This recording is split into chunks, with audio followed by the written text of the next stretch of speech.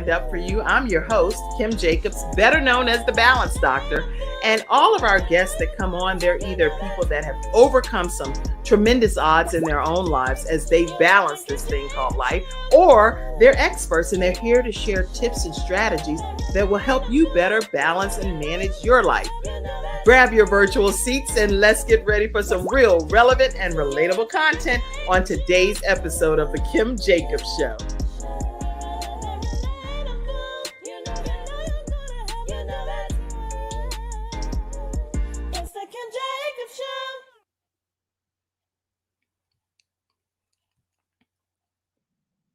Hello, everyone. We have a great episode lined up for you today here on the Kim Jacobs Show. I am super excited to be here with you today. And the topic is going to be one of how it is important to advocate for our own health. And we have with us today Wenora. Wenora is going to be talking to us, and she's already in the studio, ready to go. And I think she's just a real day modern hero. I don't know her personally, but I'm excited to get to know her and her journey. Everyone that you know, go ahead and invite them to be a part of the virtual studio audience today, and let them know that we're going to be talking about how important it is to advocate for your own health. What are some of the steps to do that? How do you even know where to begin? We're going to be talking about that with today's episode guest, Wenora. Let me know, Wenora, are you ready to come on in? All right. She is, yes, clapping her hands and ready. Ready. How are you, Wenora? I am well, Kim, and thank you. It's such an honor and privilege to be here for you to allow me to share my personal story and journey surrounding cancer, and understanding that for some families, family secrets kill. So I believe it's important that we give back to our communities when we're in a position to do so. And we can do this in the form of educating and providing the truth about various subject matters. I'm glad that you're saying that some secrets can kill, and they don't even need to kill because people need to be on one accord regarding this information. Wenora, you're a mother, you're a grandmother, wife, colleague, friend to many. You love mentoring and sharing valuable knowledge. And the knowledge that you're going to share today helps us all keep a healthier balance and just being able to have love and happiness. So I'm excited about every aspect of your life. You are a cancer survivor 3 times over, and I don't want to go into deep details. I want you to share your backstory. Volunteer research patient advocate and a Navy veteran. This woman is a force to be reckoned with, and she's here to share her story today here on the Kim Jacobs Show. So welcome, Wenora, here to the show. Thank you again. And if I could go back a little bit to where we talked a little bit about those family secrets that kill. Yes, so please. You mentioned the perfect thing of my name. My name is Wenora. And the funny part about it, it was an accidental name. It was actually supposed to be Winona, which is Native American for firstborn. Now, mind you, it's so funny because most of our parents have probably told us at one time, oh yeah, you got Native American in you, blah, blah, blah, the whole bit. And actually after doing DNA testing, finding out that had probably 0% Native American, but about 20% Irish, and then the other 80% African. Okay. And so while this is interesting, what my mother should have told me, though, is that your grandfather passed away from colorectal cancer, and that maybe this is something inherited and that you should be checked out. So instead of spreading family secrets that really weren't true at the end of the day, you really want to focus on what the truth is. And this is why I appreciate you giving me the opportunity to tell that truth on this platform, and hope at the end of the day that the information and knowledge that I share with someone will save your life, or at least wake you up to the opportunities to be a better patient, an advocate for yourself. Wow. Now, as you said, your grandfather, he did have colorectal cancer, but it wasn't something that you were privy to, even knowing. More so nationalities is what was being discussed. I'm going to be Indian, or I got some part this, or Irish, or different things. And that's important too. But is way important to know somebody that is in your lineage has cancer Has and they cancer. passed away from it. When we come back from this commercial break, everybody, we're going to hear more about Wenora and whether you were sideswiped with some of the other diagnoses or whether it was something that you were knowledgeable about. So I'd like to learn more about your backstory when we come right back after this break. We'll be right back. I'm attorney Charles Everidge. I started out representing insurance companies until my father was seriously injured at work. 4 of his fingers were amputated. Our family went through a lot, so I know what you're going through as an injured worker. If you've been hurt on the job, call me now. I'll fight to get the workers' comp benefits you may deserve. I'll fight for you like family. Put my experience to work for you. Call 704-457-5000, the first call for injured workers.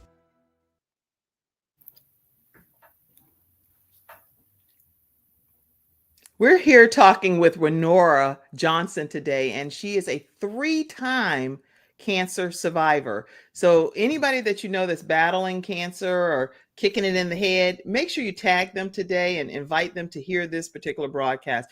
Wenora, take us back. I know you said you found out. How did you find out about your grandfather? Who finally revealed it to you?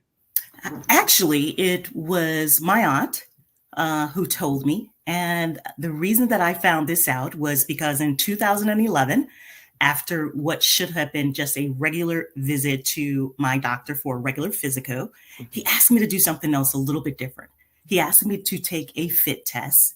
And this fit test today is kind of known nationwide as kind of like Cologuard. And we all seen those commercials, but about 11, 12 years ago, they weren't so obvious. Mm-hmm. And so after taking that test, it led to a colonoscopy that then led to surgery, and then waking up from surgery and being told that I had stage 3B colorectal cancer. And it was at that point that I received a phone call from my aunt who told me, she says, "Oh yeah, by the way, your grandfather passed away from colorectal cancer at the age of 38. And I guess all I could say was, wow. 38 years old? 38 years of age, he passed away from colorectal cancer. So that knowledge probably would have been helpful for me to get a colonoscopy in reality at the age of 30, because I was 45 at the time.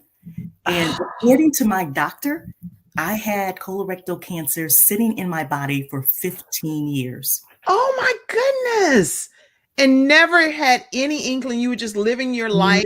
Never had a clue. Colorectal cancer is one of the deadliest cancers there are because it's usually not even found until its late stage. We go about our regular lives, just as you mentioned, thinking that we're healthy. And I thought I was healthy. I had just finished coming out, serving 8 years in the military in 2011. And they didn't catch anything in your testing in the military? Nothing was done. And I guess that's where I was just a little bit disappointed there, because I'm thinking that maybe if blood work would have shown that I'd had something, that maybe I could have caught it even sooner. But unfortunately, it wasn't caught then. And all I can say is I'm just really glad that I had a really proactive healthcare team who suspected that there might be something there. And if I didn't have that, and this is why I tell people to advocate for themselves, to speak up, to ask questions, I probably wouldn't be here talking to you today. And especially at this stage 3B means, tell us what stage 3B means and what that means for your life. Stage 3B meant that I would have to go through 6 months of extensive chemotherapy, which we all know is crappy stuff. You lose your hair. I lost eyebrows. I lost toenails. I lost fingernails, some of them, and general sense of unwell when you're going through chemo. And so, if I could prevent one person from having to go through this by just, speaking up to their doctors and getting the tests recommended for their age or so, then to me, I've done my job. You've done an excellent job if that happens and when that happens. According to the American Cancer Society, I see that it says that it's the third most common cancer diagnosed in both men and women in the United States. And I know there's streams in other countries too, but in the United States is literally the third most common cancer diagnosis. And usually, according to United States for 2023 stats, it's 106,970 new cases of colon cancer, 46 of those thousands being rectal cancer.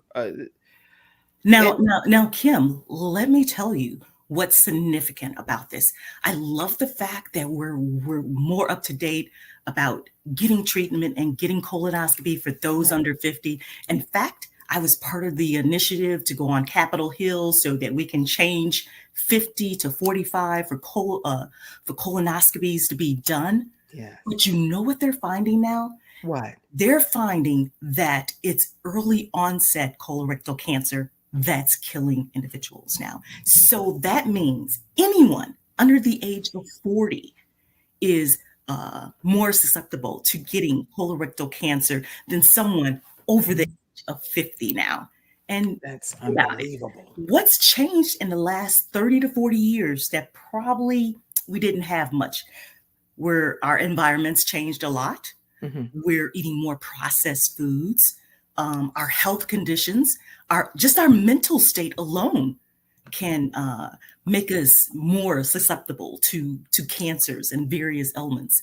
So this is very important that I go back to that, advocating for yourself as a patient. If you're not well, or you don't feel well, if you don't think something is right, then by all means, speak up and do something about it. And I have to admit, I was pretty bad about this myself, because even when I got cancer, I wanted to be the matriarchal mom and say, right, worry about it. I got it. I'm not going to tell my kids about what I'm going through. And actually, that I was doing them a disservice. I needed to tell them the truth that, you know what? This is a genetic disease that we have that runs in our family. So you told the family that you started sharing that with the family? I started sharing that with them because it wasn't until I got involved with my patient advocacy that I realized I was doing them a disservice by not sharing that information with them, thinking that I'm trying to be the strong one, that they need to see this mom who's strong and caring and can do everything.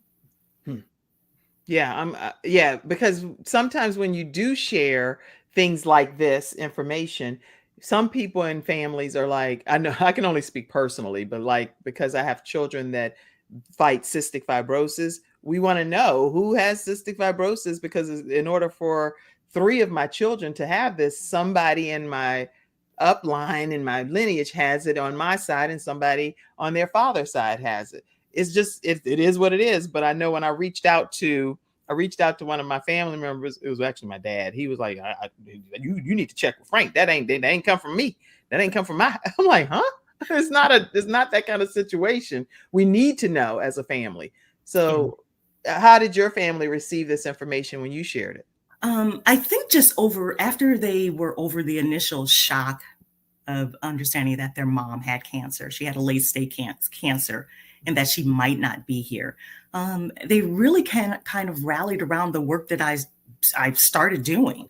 Again, my first initiative was to get involved with an organization called Fight CRC that helped me understand colorectal cancer more and the fight that was needed to change the guidelines around getting tested, which happened. But during that time frame, and this was in 2016, I had, again, I'm going to say it contributes to having a great healthcare team. My oncologist suspected that I might be Lynch syndrome. And I was telling her, like, what is Lynch syndrome and what does that have to really do with me? What does it have to do with what you're experiencing right now? Well, at that point, actually, after chemotherapy and treatment, I had 4 years of no evidence of disease. And so I thought I was home free. I didn't think there was anything additional that was going to be going on in my body. And yet she would bug me. I would go to the oncologist every 6 months. And that last time I remember her asking me in 2016, she said, Wenora, could you just please take the genetic test. And I'm like, okay, I'll go ahead and take the genetic test. And so when I took the genetic test, it came back positive for Lynch syndrome. Now, just to give you a reference for what Lynch syndrome is, Yeah. this is based off the CDC website. It's known as a hereditary non-polyposis colorectal cancer, and it can lead to additional cancers like endometrial cancer, stomach Yes. cancer, liver cancer, kidney cancer, brain cancer, and Renal, certain types of biliary, skin biliary. cancer. Yeah. And so when she informed me that I was indeed Lynch syndrome, and I looked at the test myself and saw that I had a 60% chance of getting endometrial cancer, I decided to do something about it. I could at that point. And so I Okay. opted for a full hysterectomy, Okay. Okay. only for it to come back with stage 1 endometrial cancer. Even outside of the hysterectomy, it still came back stage 1. The biopsy from the hysterectomy, because they were checking to make sure that nothing was there, showed that I had stage 1A endometrial cancer. So now how did they resolve that? Usually with an early stage of endometrial cancer, removal of the entire uterus and a full hysterectomy, which means the cervix and everything, usually covers that. Okay. And so I was blessed because it was caught ahead of time. Again, I probably wouldn't be here speaking to you because it was pretty aggressive. I have an MSH2 mutation that is it aggressively makes certain cancers form in my body. And so for me, this again was a wake-up call that not only, again, going back to sharing with family members and letting them know about this really pushed my patient advocacy into full gear.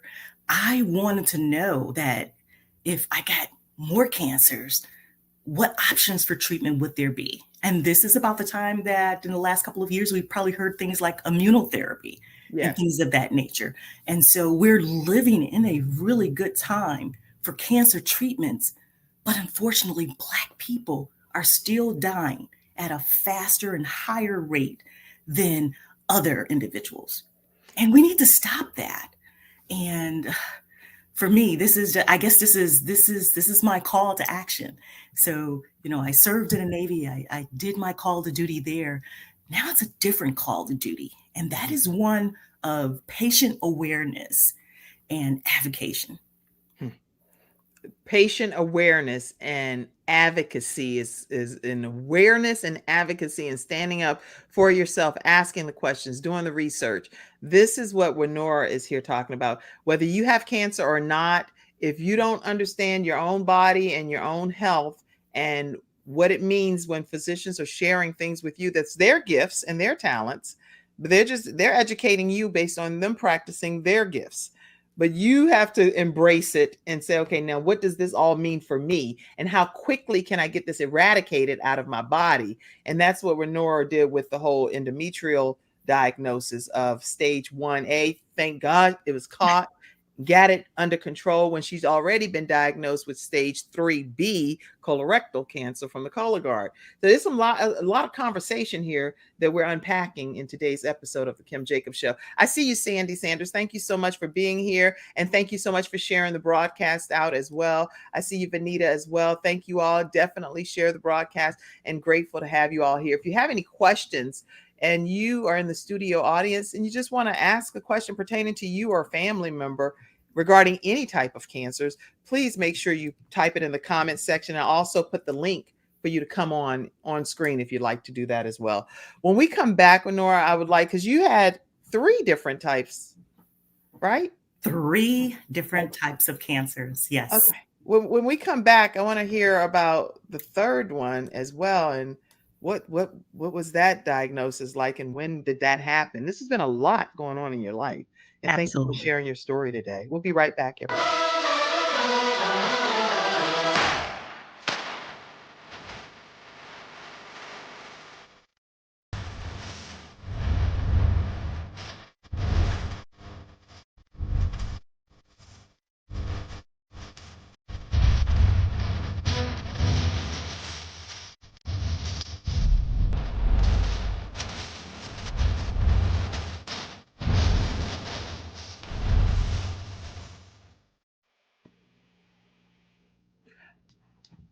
All right. Wow. This is nothing short of amazing that you are here today to share your story. We cannot take that for granted or lightly that God spared your life for whatever the reason for you to be able to help other people become advocates of their own health. So tell us about the third diagnosis. Well, Kim, before I do that, let Yes. me just also add that too. Some of the things that really helped me through this journey were quotes. At one point, I had just bought giant quotes and put all over my wall to really encourage me to look past this moment. Okay. And so during that, I've developed some favorite quotes, like from a Black writer named James Baldwin. And he states that not everything that is faced can be changed, but Mm. nothing can be changed until it's faced. Mm. So for Okay. me, Somebody, I know you can hear it, but definitely if you get a chance, type it down. Say that quote one more time. not everything that is faced can be changed, but nothing can be changed until it's faced. And that's the way it was with me. Here I am facing a third cancer. And by 2016, I thought I was done. I'd had a total hysterectomy. I had that near miss of endometrial cancer. And then I had what was a little bitty tiny pimple on the side of my back. Mm. And I did things to it like we usually do. You know, you poke it, you prod it. And then finally, I said, you know what? I need to go to the dermatologist just to see what this is. And by then, I consider myself pretty knowledgeable about this thing about Lynch syndrome, Of course. understanding Right. that it could indeed be something that's related to cancer. And my dermatologist at the time didn't seem to think so. She, in fact, said that, well, you know, you have a lot of melanin, your skin is oily. Mhm. I'm sure it's just a sack of oil cells. Well, when she removed what was supposed to be a sack of oil cell that was 2 inches Mhm. of basal cell carcinoma. So And for me, what is base cell? Let's tell the audience. What is basal cell carcinoma, it is a skin cancer. And while it is not one of the deadliest skin cancers, it right? can sit in your body long enough to eventually become a deadly form of cancer. So This is it's something that we crazy. have to, you know, still think about. And here I am thinking as a Black person, I'm like, I don't even get in the sun. You know, I'm not in the sun. How do I get skin cancer? And according to the skinscancer.org, it says that 3.6 million, approximately 3.6 million cases are diagnosed every year of this basal cell carcinoma. And who know? I didn't know this stuff, to just know that it can be something on your skin. They take it and biopsy it, and it can be one of 3.6 million people that you get diagnosed with basal cell carcinoma. Absolutely. Absolutely, Kim. Unbelievable. And thank you so much for sharing those statistics because I'm so involved with trying to get as much as of my story as I can out and not miss any of the details because I want someone to wake up from whatever, you know, they're hiding from to really take charge of their health. Hmm. And so for me, this is just how when I say getting a genetic test is important is Right. because just this year again I have a colonoscopy every year because of Lynch syndrome. Okay. I've had precancerous polyps removed again, Hmm. and so that pushes me back to having a colonoscopy every 6 months. Hmm. And then I've had surgery on my face for, again, precancerous skin lesions. So for me, at one point, I kind of thought, you know, feeling sorry for myself, like I go under this stringent, regular surveillance of taking care of my health. Right. It wasn't until a doctor pointed out to me, he says, Wenora, he says, I'm actually jealous because you're under regular surveillance more than anyone else is. And usually by the time someone else's cancer is caught, it's a late stage cancer. And So nothing can be done about it to help them nothing stay can on be this done. earth. So I have to be thankful again for that. Sometimes you need those little pushes and nudges to make you understand that you're probably a lot more luckier than you realize. And then Yes. if I could, Kim, if I could reach back to the Lynch syndrome thing in regards to my family, you see, my grandfather passed away again from colorectal cancer at Yes. age 38. My mother passed away from brain cancer at the age of 42. So No. I should have known maybe by then, but I am a well-informed person now that understanding your history is so important. So if I can encourage people with nothing else, you have to make sure you know your family history. Get genetically tested. It's not a hard test. It's just a regular blood draw from your physician. Speak up for yourself. Find out if there's anything that's hiding or waiting. And Kim, while we're But on the but let line, me ask, I have a question. As far as the genetic testing is concerned, how do you know what type of genetic testing to even get tested for from your recommendation? Because yours obviously is cancer related, but mhm. not everyone that would go and get a genetic test. Do you just say do the full panel? What do you recommend as an advocate? Well, this is what I recommend as an advocate, a patient advocate, is to talk to your physician. Talk to your physician about your concerns that you may have. If anyone in your family does have cancer, if they don't have cancer, they can probably recommend to you what kind of panel, full panel, half panel, or however genetic testing that you would need. So each patient, each person is different. But the one thing that I can do is just encourage you. If there's a family history of something in your family, then you might just want to be tested. And start with your regular primary care physician. They can assist you with that decision.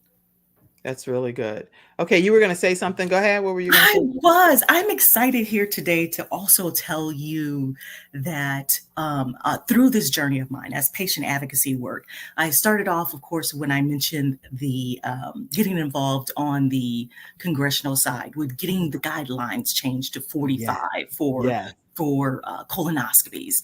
And then that trajectory of mine changed a little bit to genetic testing. So I'm a big component now for genetic testing. Mm. And lately, it's even to change a little bit more because of my Lynch syndrome. I've moved more toward clinical trials. And do you know that less than 4% of people of color are patients for clinical trials? And yet, again, we're the ones who are dying the most from various cancers. How do you recommend people get involved with clinical trials? Because sometimes when I have guests on like yourself, then I hear about the clinical trials. But how do you determine, me to sign up for a clinical trial if you're an African American individual watching this broadcast? Well, you know, the thing of it is, and we've got so much baggage as people of color. We've got the Henrietta Lacks um, uh, story. And then we've also got the Tuskegee experience. And these have been going on for 70 plus years that people have been carrying it. They're not going to experiment on me. But you know what? It's other people out there getting the best forms of treatment. And the treatments are working for them Mm. because it's made for that particular ethnic group. If we're not involved, we can't expect to have our lives extended That's true. for any of these. And so when I say that, I realize not only if I'm going to be a patient advocate on this, that I talk the talk, but I also walk the Good. walk. And so just recently, I found out that there was a clinical trials at Northwestern Hospital for Lynch syndrome vaccine. Okay. And so while I know you may not have realized it yesterday when we were texting back and forth, I was actually at the hospital getting my first vaccine trial for Lynch syndrome. Wow. And so I'm excited because it's personal for me. Okay. And if I can save, one person from going through this, it's funny. My daughter told me, she says, Mom, you're out trying to save the world. And I'm thinking, no, in reality, I just want to save my closest family members from having to go through what I did as with cancer. And yet, if I do save someone, then I'm all forward. I am all forward. If I could share with you, because I don't know if you could see it or not or so, but this is a text message that I keep on my phone from my brother on Okay. the very bottom here. Yeah, I can't see it, but I'm gonna You put you probably front and can't center and see it. see it. It's probably kind of hard to see, but it's a text message that I've had from my brother. Um, Let's put you and front and center and see. There we go. Wait. if you can see it. So it's a text message from my brother that I had. It was the last one was dated August 9th, 2022. Mm-hmm.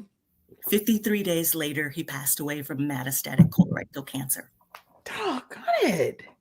So if I can help someone, then that's what I want to do, is just help someone by getting that story out. Get tested, get genetically tested if you can. Don't be Had afraid he of. been genetically tested? He had not been genetically tested, but I can rest assured by the time they had found his late stage colorectal cancer, that I'm sure it was indeed through Lynch syndrome. And this is why it's important for my family. So I'm sure he would be proud today knowing that I am one of the first persons at Northwestern to take this vaccine for clinical trials. And I'll let you know how that goes. Please let us know how it goes. I am I want people to know how to stay connected with you. I know we're going to still be talking for another 30 minutes or so here, but I just want to give people an opportunity to know how to stay connected with you right away. Please tell them if you will. Sure. If you want to stay connected to me, I'm on Instagram. I'm on Facebook, Wenora Johnson, if you'd like to find me. I'm on LinkedIn under Wenora Johnson. Please reach out. If you have questions, concerns, I would be glad to help you. And what I don't know, I will make sure that I find an organization or someone that can assist you with getting the information that you need to help save yourself or possibly someone that you love. Wow. Yeah, listen, the information this woman is sharing with Nora, she's willing to help you become an advocate for yourself. So it's not only about her story and her family, her mom, her dad, her brother, all passing of some form of cancer. Her being diagnosed, she personally being diagnosed with three different types of cancer and on the battlefield. She's on the battlefield trying to educate the community about how important it is to advocate for ourselves. And so I've learned some significant things that I'm going to do differently just by hearing your story today already. What else did you want to share already before we take a break? And when we come back from the break, I really wanted to talk about you saying that cancer is a human experience. So I want to take that angle and talk about it more when we come back. But let's hear some of the closing things that you want to say from the first half. Oh, absolutely. I think it goes back again to making sure that we understand that what family members, what diseases that we have in our family, what runs in our family, and how we can just be a better patient advocate for ourselves. And if I can provide a quick definition of what a patient advocate is, Yes, please. a patient advocate helps other patients, or they can help their loved ones navigate the healthcare system, communicate with doctors, find legal help, work with insurance companies, setting up tests and screenings. So this is what a patient advocate does. And so if you don't know a patient advocate personally, there are organizations out there that can put you in touch with a patient advocate or even a nurse navigator. They're really trying to come up with better ways to help patients help themselves. And that's what we should really be here to today and further discuss about patients helping themselves. So there are patients, and we know that there are patients that are elderly. And I know I can only speak personally. Whenever I'm dealing with some things, I'm like, now, if this was somebody in their 70s or 80s, they would be having the worst time trying to figure out how to maneuver through some of the stuff. And depending upon the attitudes that you meet on the other side, it can be it can be pretty interesting and intense. For me, I know how to diffuse a situation. So I'm like, oh, well, thank you so much for your service. I really appreciate what you're doing. Thank you for your kindness. Thank you for your help. I know this, but some of the elderly people be like, look here, I don't know what you're talking about, but I need some help. And you want to do what? And it's a lot of nuances. How do you recommend people deal with trying to advocate for themselves, but some of them are seniors? Do they need a a younger advocate to work on their behalf? Give us some thoughts. Well, you know what? In my patient advocacy journey, that has been a huge question. And so I've been involved in some roundtable discussions about how exactly we can do that. And one of the things that's come out of that is to create those nurse navigators and patient navigators in the system where the patient goes to visit on a regular basis, that, once they're done with that 15-minute appointment, that they then can go to this person and say, hey, all of that just went over my head, what my doctor told me. Can you further explain and break down that to me? Now, the issue with having either a nurse navigator or a patient navigator in that field is insurance costs. Yes. Looking to see how insurance would pick up the cost for some kind of association with that. So we're still working on how we can implement that. Mm-hmm. But let me share with you, and I love my oncologist department to death, but I've been going to them for 12 years now on a regular basis. Mm-hmm. It was just a couple of years ago that I found out that there was a nurse navigator there. And I'm going, why isn't this something that I should have known 11 years ago when I started coming? That's interesting. So this is why, if I can be here, as a little bit of a navigator for something, ask that question. Ask that question to your doctor. Is there a nurse navigator or a patient navigator or somebody here that can assist me when you're done with this appointment today? And be adamant about it. Who would know to ask that until you're coming on the show today? So who would know to ask that? I never knew to ask that. I would walk away from my appointments like, today was a good day. Didn't have anything extra, but I did have a couple of questions, but I'll just get it next time. How nice would it have been to talk to someone right then and there about those issues and concerns that I was having and put them off because I didn't feel like I had someone to talk to or help me through them. I am really glad that you're here today sharing this level of detail with us to get better in life. I see you, Deron Swan. He said nurse navigators, and thanks so much for sharing. And these people are commenting heavily over here, thanking you for your contribution to today's episode. Listen, we're going to take a commercial break and come back and learn more about how cancer is a human experience, and we're going to understand that philosophy from Wenora right when we return. We'll be right back. Who are those people? The guys playing golf in the middle of the day on a Tuesday. The woman wearing $1,000 shoes at a cafe in the city. The kid in the ripped jeans driving a $200,000 sports car. What do they know that you don't? One word: leverage. Working smarter, not harder. Owning their own business, not being owned by a job. The good news? We have it. Interested?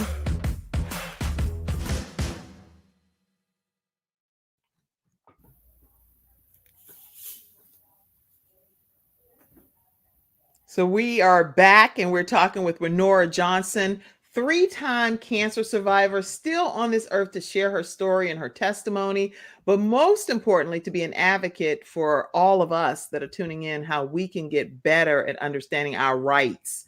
And that's so important. So talk to us about cancer being a human experience. What's your philosophy on that? Oh, when I think of the human experience of it, it goes back to that conversation we had a little bit earlier about we as people trying to be the strong matriarch of our family. Yeah. And really just being open and honest and letting people help what they can. And if you think about it, sometimes it's hard if you've got a family member or someone who's been diagnosed with cancer. How can you help? Well, there's a couple of things. You can give them the space to process their emotions, because when a person's been diagnosed or newly diagnosed, they just need that moment to figure this out. Am I going to live? Am I going to die? How do I take care of my family? Give them that moment to do that. And then offer just specific practical help. And that specific practical help can just be, let me drive you to your oncology visits. I had a really good friend who was just supportive in doing that. I had to sit for 8 hours in an infusion chair But through those days when I had to go, she would take me, she would sit there for 8 hours with me, and then would proceed to go take me to try to get something to eat. And that, I mean, that it may not have meant a lot maybe to some people, but for me, that meant a whole lot. So something just as simple as taking someone to an appointment or just picking up the phone and saying, "Hey, how are you doing? Can I bring you something?" And then just celebrating those joys, the big and the small, like, I made it through chemo treatment, just celebrating, making it through those moments. And the biggest one I'm going to say here, Kim, is connecting people to resources. So you yourself may not know about a lot of resources, but you may know someone who does have a lot of resources and connections. Like I said at the beginning of the show too, that what I can't provide for you here, I'm willing to look up to make sure that you're connected to the right organizations who can help you with the needs that you may have. That's excellent, excellent advice. And I typed a lot of what you said. Take the person to their appointments, celebrating their moments, connecting people to resources, just checking on them and making sure that you help them in any way that they really need to be helped. So this is, again, Wenora Johnson, 3-time cancer survivor, and she has been diagnosed with things that were hereditary, right, within her family, but she was not aware that her family members even had some of these things. So talking amongst the family, getting genetic testing, everything that you're sharing today is going to change the lives of all of our viewers, because I know I'm going to get some testing and talk about some things with my family. Now, I know congressionally, you've been participated in DOD's congressionally directed medical research programs, as well as FORCE, which is facing our risk of cancer empowered, a nonprofit organization. So talk about some of the things that you've been on a mission to accomplish as a result of what you've experienced. Can I say it's been a lot. It's a whole lot. It's been exciting at the same time, because none of these doors, remember that quote that I mentioned about James Baldwin, that nothing can be faced at that time. So I'm facing the consequences of that, and they've been good.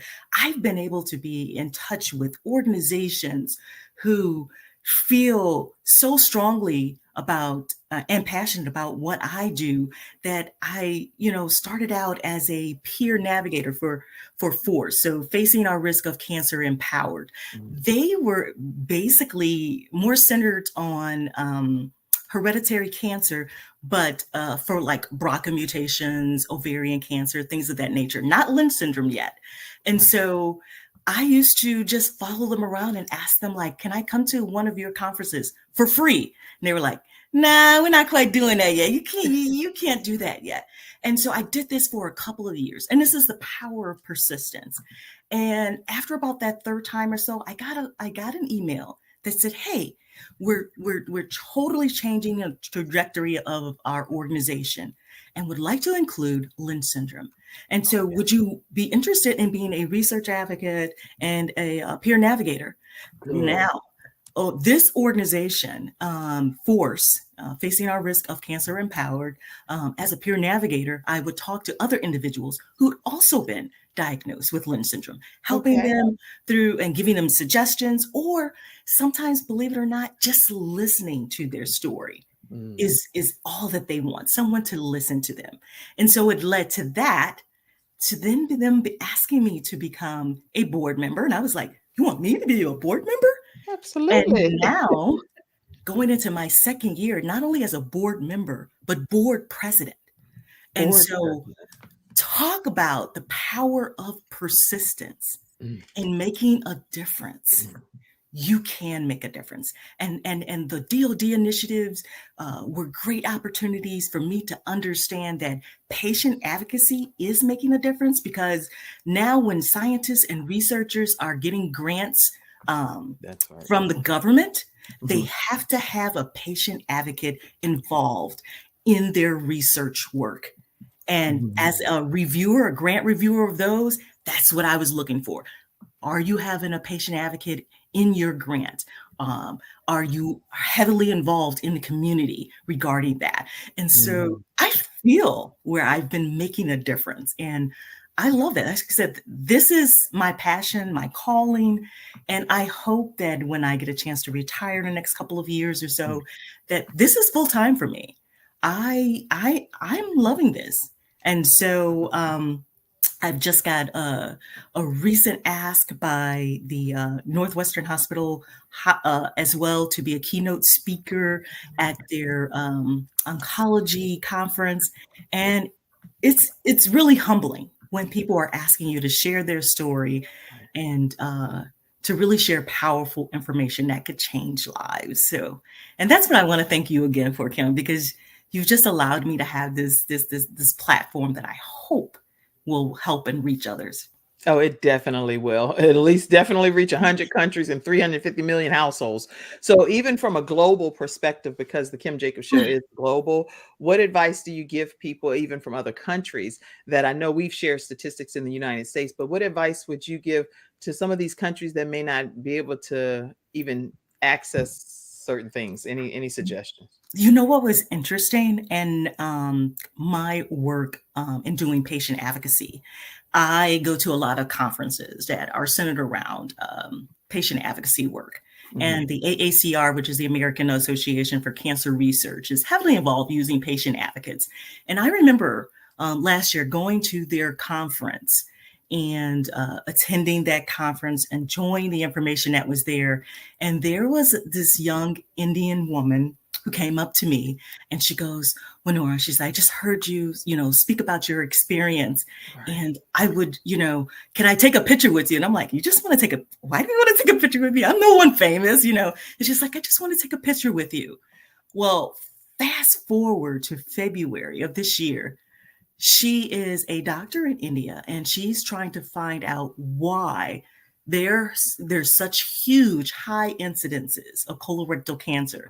And so she had me speak to a group of about 50 um, physicians and scientists there in India. I think I had to get up, it was like 6:30 in the morning, but Right. I was excited. I mean, they wanted to listen and understand what exactly was going on. And afterwards, I don't know, they sent me this little poem. It's in Arabic or so. I can't really read it, but I just thought it was just such a nice gesture on their part because Absolutely. they're trying really hard to eradicate a disease that is just taking many lives, period, unnecessarily because it's just caught so late. Yeah, the mortality rate in India, according to in many Western countries, is according to the National Institute of Health, it says 7.2 per 1,000 population in males and 5.1 per 1,000 population in women. That's a big deal too. This is It's huge. it's huge. It's So huge. And given now culturally, think about it. We all have our, how can I say, we're very private individuals, especially yeah, people of color. We don't like to tell our business. We ain't sharing information. right. And a lot of cultures are like that. They just don't want to share. So if someone's sick or not feeling well or could possibly be dying from something, they're not sharing that information. And why? Why is that from your perspective? Because I mean, you've been advocating for quite some time now. What is the rationale from just your own personal perspective about that? I guess my own personal perspective, because I was guilty of this as well, is just being afraid of not being there for your family and just trying to be strong when the reality, it should be the reverse. Let family and friends and people be there for you, and you're I don't know. It's just really such a good question. But if we can stop that, I wonder how to it stop might it because help. How do we stop? any mom, when you're talking about balancing life and you're trying to be mama bear and trying to protect your children, it's automatic. And I don't think it's a race issue. I just think that it's automatic that you don't want your children to feel harmed or heavy Or laden in or harm's burdened. way. Absolutely, absolutely. So how do you find that fine balance between I have to tell you this because you have to know, but Yeah. I also want to be mindful that this could take you significantly low at a different level. I think that's, again, it comes to the power of educating. We really have to educate our audience, the people who we are around, and helping them to be able to disseminate this message or information to their family members, no matter what their age is, and do it in a way that doesn't make it scary for them. And so, what I hope I've done for my children is that even though I may be looking at additional cancers in my future, that I don't want them to be afraid of the word cancer. That it may be cancer today, but there's so many different treatment options, and clinical trials itself has given me an opportunity to maybe even be cancer free. So don't discount those things. So it's finding the appropriate way at the appropriate age, and that's just my thought. Wow. Okay.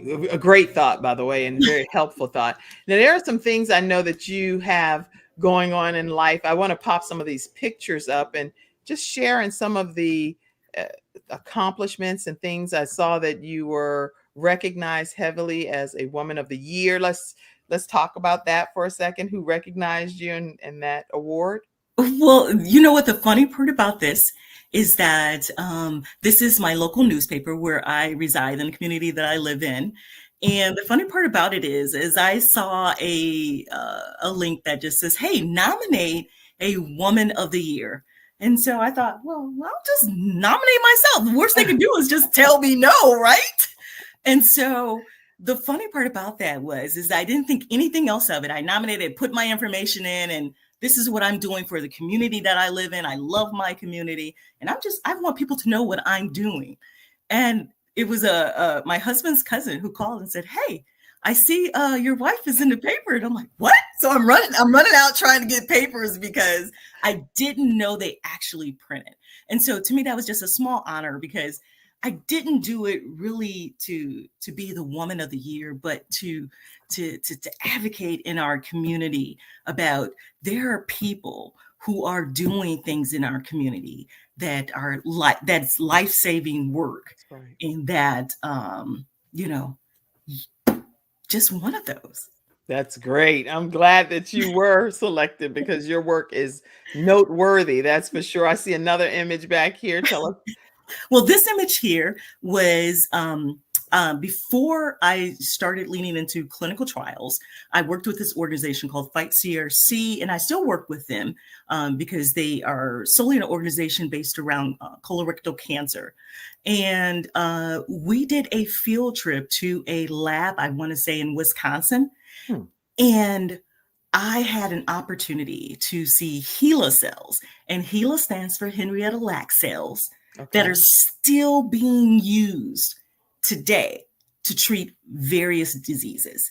And so to me, that was just a snapshot of a picture that they used of me in a laboratory setting, being able to see those.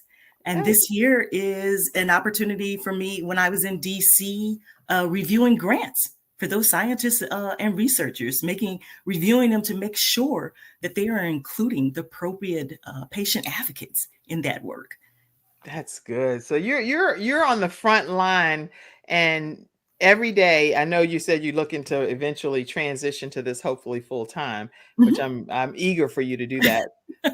Like I feel like I'm an agent over here. I'm like, you have to do that. You have to transition. Let's see.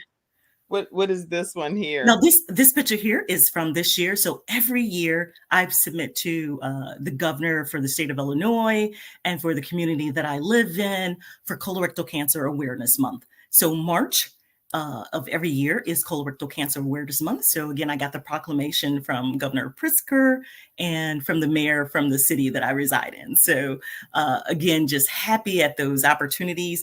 That's a picture of me showing, holding my genetic test.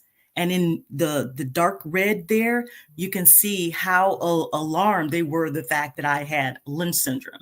And so I highlighted some of the mutations that I have. And I keep referring to that because it's been a life-saving piece for me. Okay, wow. I mean, this is just very enlightening. So with all that's going on, it's some pretty heavy things that you have that's happened in your journey. what do you do that's kind of for fun? I still have that picture up. Let me put that back. Wow. You know what? I am so super blessed to have a group of friends that we come together once a month to hang out and enjoy each other's company. We celebrate birthdays, milestones, and just getting together and just not taking life for granted, because it just can be taken away in a flash. And so when we see each other, like we probably will this evening or so, to celebrate a birthday, I'm always excited to see them and share with them a little special gift or something, because life is just too short sometimes. Wow. I'm so impressed. Now I see motorcycles in my notes over here. Let's Yeah, talk- you didn't talk about that though. So tell me, I did had a not. note about a motorcycle. What is that about? Now, Is it a this one bucket here list? is a conference that I went to just this year. It's called the NRG, which is the oncology conference. And Okay. again, this is people don't even realize, just the average person like yourself or myself, we can attend these conferences and be Anybody can a part attend of it. these You conferences. Is really that right? can. And the thing of it is, you can. And then, like I said, my thing was I wanted to attend for free. So I look for scholarships that allow you to attend as a patient.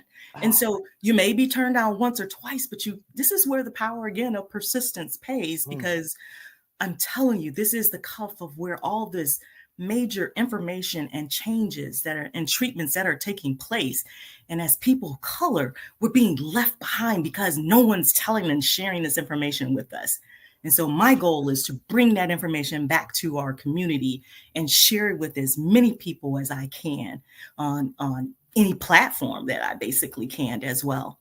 And yes, I thought after I did my first round of chemotherapy that I was this superhuman person, and I signed up at the local DMV to get my motorcycle license and rode a motorcycle for a while. So, how um, was that experience for you you? know what? I'm gonna tell you, I totally get why men do it. It was the sense of freedom and the wind in your hair, as they say, or whatever it is. And it just did something for my psyche. It made me realize that I could do anything, and don't put a time frame on it, because none of us know when that day or hour is, but That's right. enjoy every second that you do have. And um, as we talked about earlier, that favorite quote of mine that goes back to James Baldwin, when he says, "Not everything that is faced can be changed, but nothing can be changed until it's faced." Yes. I faced it. I'm gonna And put that so quote up again. Yeah, I think, and I I see wanted to Kish change Lamore, Moody. She's a survivor and thriver of cancer, and is just kicking it in the head. And I'm so proud of you. Thank you. And she's actually it. like, I think, elementary school childhood person that I grew up with in Newport News, Virginia, and to this day, many years later, I know I'm 53. I don't want to yell your age out, Stop. but Kish, but I'm 53. To still be connected in any regard, I'm just so grateful for how God allows people to still connect through social I media. So I thank you for love being that. here, Kish. No, I love that. And thank you again. This has just been a true honor. And I'd be remiss to say, for those who have, of course, suffered breast cancer, that October is Breast Cancer Awareness Month. And if you don't know where to turn, there's organizations out there that can help you when you're in need. Well, I want to put your contact information up again. And then ultimately, as we get ready to close out, I'll have a closing comment from you. Let people know how they can stay connected with you one more time. Please stay connected with me through Instagram, Facebook. On Facebook, I'm Wenora Farrell hyphenated Johnson. And I'm on LinkedIn at Wenora Johnson. So please feel free to reach out to me, ask me questions. If I can assist you in any kind of way, I'm happy to do so. Absolutely. And listen, everybody, the only way I see lots of comments still. Oh, she said I'm 53 too. I'm 53 too. Yeah, I already know that, Kish, because I remember you from back in the day, and you were literally one of my close friends. I love you, actually. And I love your story. She says she loves your story. She Oh, loves thank your you. story. Full Okay. clarity. I'm 57. So. You look Okay. amazing, and you're 50s here to are tell the your new story. 30s. So Listen, everybody, I want to also thank Diana Satchel, who sent in a contribution yesterday. Thank you, Dr. Joe D. Bear, who is always so supportive of the Kim Jacobs Show as well. If you want to show your ongoing support to the Kim Jacobs Show, take a moment today when you're thinking about it right now. Go, okay, anyway, sometimes when you put it on the back burner, you don't get to it, right? And yesterday I was sharing with somebody, I said, when we're supporting different broadcasts and you get the different cloths and things where they pray over them, I pray for people all the time. I was up at 4:00 this morning praying for somebody. I'm going to pray for you automatically. Okay. Whether you send me a donation or not, I'll pray for the studio audience. And I love you all and I appreciate you. And for my guests and anyone that I ever encounter, I just pray for the world because I want everybody to be blessed. But show your ongoing support to the Kim Jacobs Show and his Cash App, $ Kim Jacobs Inc. For the audio podcast listeners, paypal.me/Kim Jacobs Inc. or Venmo. And that's at the Kim Jacobs Show. You can also become a Patreon member, and you can also sign up with over at our YouTube channel, and you get some gaming with me. One of my family members and friends, they say I'm a whole mood in my own self, the Kim mood, whatever that means from a teenage perspective. But I know how to have fun and do the gaming and all of that, and send you the videos that's behind the scenes. So y'all can sign up and be a part of any of these things that we offer here on the Kim Jacobs Show. I want to take a moment to acknowledge our episode sponsors, and you get your final comment ready over there with Nora. That's what I'm coming to you for next. Sponsor today, this episode was sponsored by attorney Charles Everidge with Hunter Everidge Law Firm. They are in the Carolinas area. They're also in the Alabama and the Richmond, Virginia area. You can reach them at 704-457-5000, 704-457-5000. Dealing with personal injury, workers' compensation, wrongful death of a loved one, make sure you reach out to them and let them know the Kim Jacobs Show sent you their way.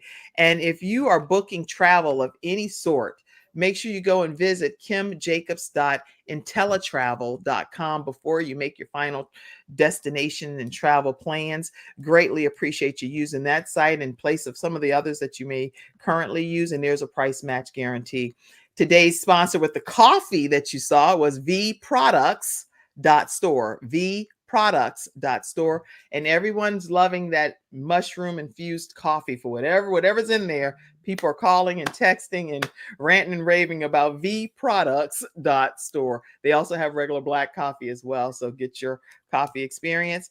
And a final thing I'll tell you guys is that November 2nd, we are starting a new training class of a group of 5 individuals learning how to create your own show from scratch. If you're interested in having a virtual streaming show and you want to know how to do it universally, where it's audio, video, and you're able to stream it different places and different countries, make sure you visit me, reach out to me personally, and I'll give you the pricing for our upcoming class that starts November 2nd.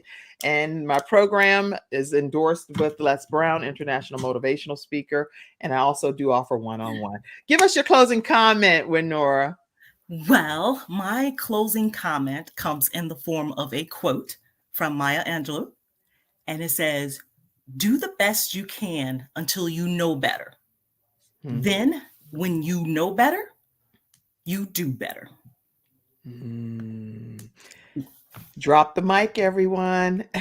Have a great rest of your day. Thank you, Wenora, for being here. I'll see you backstage. Thank you. Have a great one, everybody. I love you all. Wow. Thank you for tuning in to today's episode of the Kim Jacobs Show and for being in the virtual studio audience. Your presence truly does make a difference, and I look